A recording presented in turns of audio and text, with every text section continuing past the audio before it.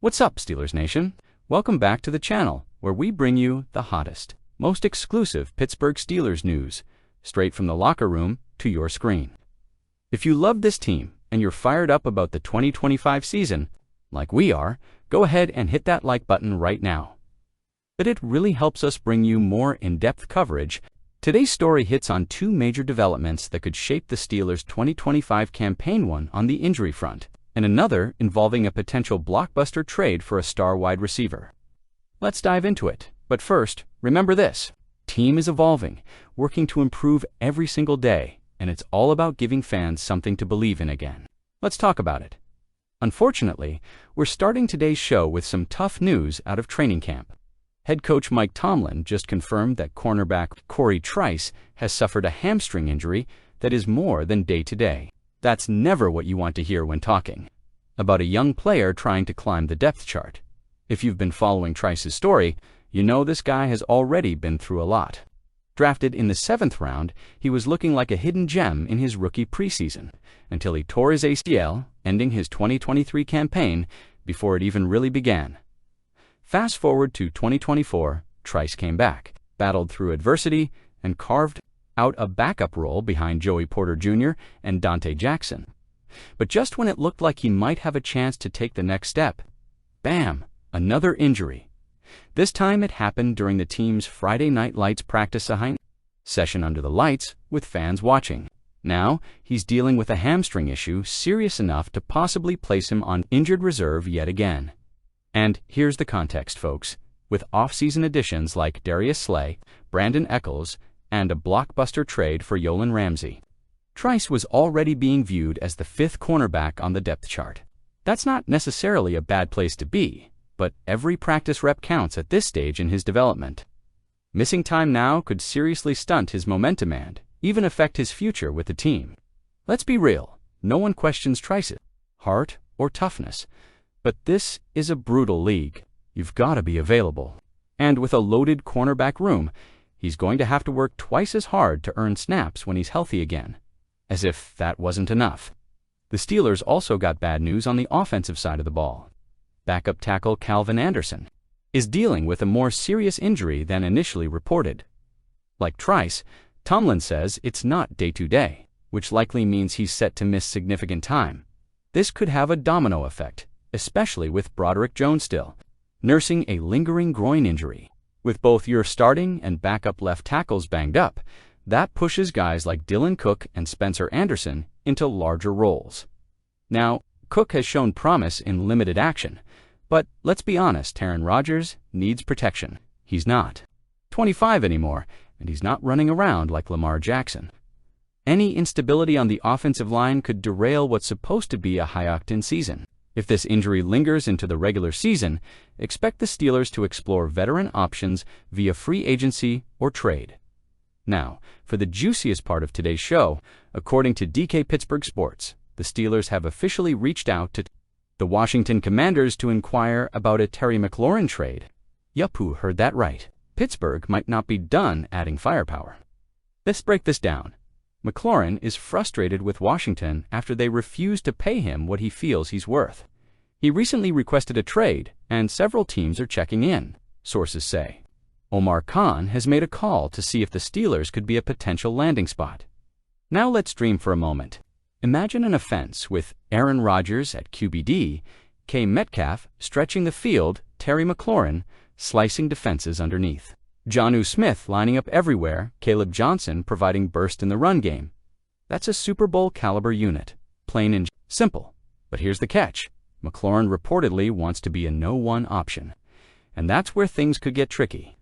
With Metcalf already slotted into that role in Pittsburgh, McLaurin might not want to play second fiddle. Still, money talks. And the Steelers have cap space and up to 12 projected picks in the 2026 NFL Draft. If Khan sees this as a win-now moment, and all signs say he does, then flipping a couple of those picks for one of the NFL's most underrated WRS might make perfect sense. Let's talk strategy. If the Commanders want more than just draft picks, the Steelers could throw in a player like Calvin Austin. Look, Austin has speed. He's a solid contributor. But he's also entering a contract year, and may not be part of the long-term vision. If shipping him off helps get the McLaurin deal over the finish line, you seriously have to consider it. It's also worth noting, Austin is a good fit for Washington's current offense and could see more targets there than he would in Pittsburgh. That's a win-win scenario. Say what you want, but this is not your old-school Steelers front office.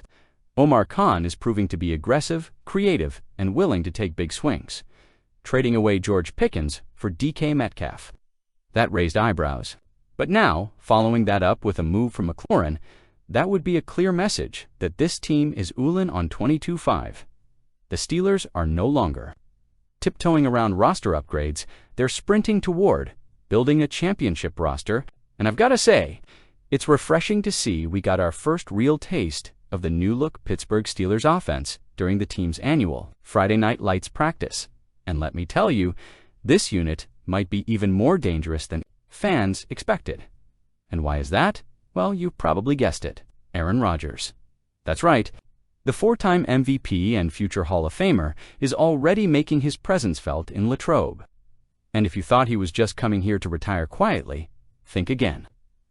Rodgers looks sharp, energized, and locked in for what is almost certainly his final ride in the NFL, and you better believe that this team, this city, is giving him the weapons he needs. To make one last push, let's talk about the impact, because we just got a powerful endorsement of Rodgers' elite talent from someone who's going to be catching a lot of his passes. This season, tight end Pat Freiermuth. Now, entering his 5th year in the league, Freiermuth is no stranger to high-level quarterback play, but even he had to stop and give props to Rodgers for one thing in particular: ball placement. Here's what Freiermuth had to say when asked about working with Rodgers so far. His ball placement is great. He always throws us open. If we're covered at a certain angle, he throws it back shoulder or over the top. And that's not all. Freiermuth went deeper, saying, he does a great job of putting it where only we can get it. That's exactly what Steelers fans want to hear. Rodgers may be 41, but those throws are still elite. We're talking about a quarterback with next-level IQ and mechanics. And now he's surrounded by a cast of playmakers that finally matches his talent. And if Freiermuth is already syncing with Rodgers like this, that's scary for opposing defenses. Let's not forget, Freiermuth had a career-high 65 receptions last year, despite instability at quarterback. With Rodgers now under center, expect those numbers to go way up. He's not just a safety valve. Anymore, he could be a legitimate top 3 tight end in the AFC this year. And speaking of tight ends, let's talk about the guy who's quickly becoming a wild card in this offense, Jonnu Smith. The Steelers acquired Jonnu Smith in the high-profile trade that sent Minkah Fitzpatrick to the Miami Dolphins. And yes, that move raised eyebrows across the league. But when you take a closer look, this wasn't just about replacing a safety. It was about upgrading this offense with a weapon who can do it all. Last season, Smith racked up 884 yards on 88 catches. Despite having to deal with inconsistent quarterback play in Miami, the guy is built like a tight end but moves like a wide receiver, and that's exactly how Arthur Smith is planning to use him. Smith has history with Arthur Smith from their days together in Tennessee and Atlanta. That familiarity with the offensive scheme gives him a huge head start. And don't be surprised if he lines up as WR3 behind DK Metcalf and Calvin Austin 3.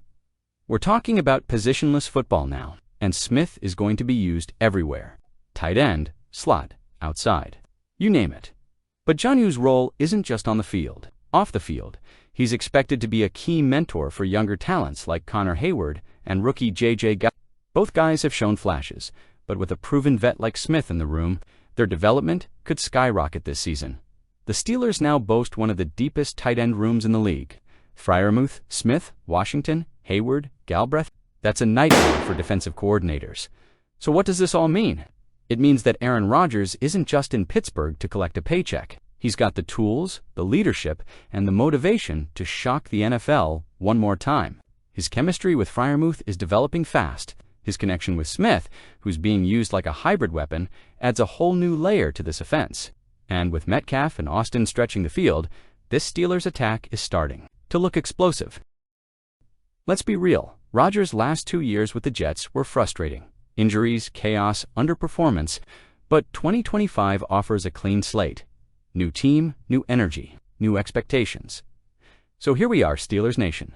Two injuries that could test this team's depth, and a major trade rumor that could shake up the offense in a big way. Let's wrap it up with some fan questions for the comments. What are your thoughts on Corey Trice's injury? Do you still believe he has a future in Pittsburgh? With both Trice and Calvin Anderson banged up, should the Steelers make moves for depth before Week 1? And finally, should Pittsburgh go Elin on Terry McLaurin? Would you be okay trading a Day 2 pick and Calvin Austin to get him? Let us know what you think down below. We're reading every comment.